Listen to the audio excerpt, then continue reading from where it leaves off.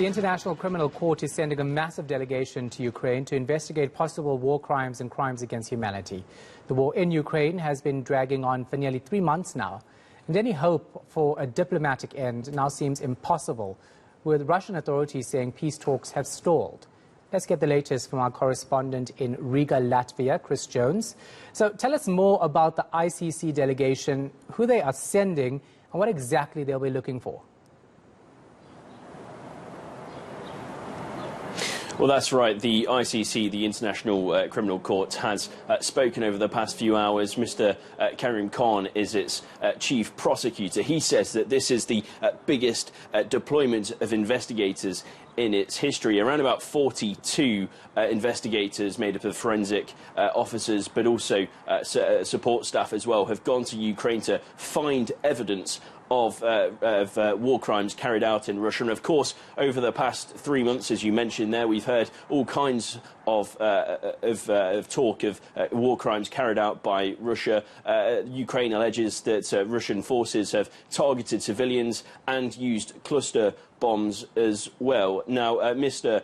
Khan has spoken about why they are going over to Ukraine. He's described the situation in the country as a crime scene and says that this deployment will advance investigations into crimes falling into the jurisdiction of the International Criminal Court. Now, Russia doesn't actually recognise the ICC's authority, so even if it did find that Vladimir Putin was guilty of war crimes, it would be very difficult to prosecute as it is, unless he was in a state that recognises the ICC's authority. Then they would perhaps be able to arrest him. But whilst he stays in power, that will be highly unlikely. And of course, Russia denies all allegations of war crimes carried out in Ukraine. Yeah, naturally. That's something Russia would do. So on the battlefront, reports that Ukrainian soldiers have surrendered at Azovstal steel plant. How is the evacuation process going? Yeah, around about 260 Ukrainian troops have left the Azovstal steel plant over the past few hours or so. Around about 50 have been taken to a hospital because they're gravely ill or seriously wounded. The other 200 or so have been taken to Russian-controlled towns. Now, depending on who you listen to, it really depends on what you think this is. Russia has recently said that this was a surrender without conditions, whereas the Ukrainian government said that it told its fighters to give up its arms, so that its combat mission was complete, and asked them to lay down their weapons. They say that by holding this strategic point of the steel plants, they've managed to prevent around about 20,000 Russian troops from mobilising to the east, to the Donbass region, which is a big target of Russia. They say by holding this position, it's really stopped Russia from moving any far forward. Now, there are still troops left in the steel plants around the area of Mariupol, and President Volodymyr Zelensky of Ukraine says that there are negotiations ongoing to try and get them out, but this is a tricky process and it's going to take time and delicacy. So the peace talks have stalled yet again. Why is that?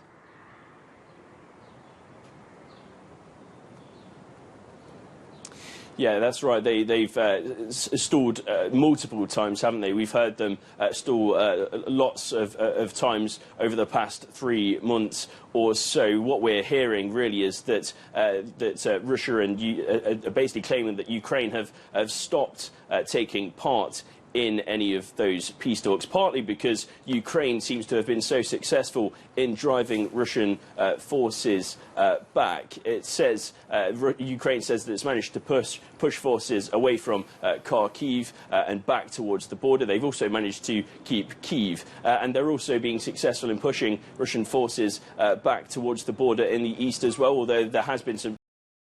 He doesn't trust Sweden or Finland. He said that neither of these countries have a clear, open attitude towards terrorist organisations. That's in relation to what he perceives as Kurdish militant groups such as the PKK. Now, delegations from Stockholm and Helsinki are reported to be travelling to Turkey to try and persuade him to change his mind. His reaction to that was, well, they shouldn't bother, because unless his demands are met, then he won't vote to allow them in NATO. And that's really key, because all 30 members of NATO need to unilaterally agree to allow Finland and Sweden in. So there's going to be some tense and really important negotiations going on over the next few weeks and months or so.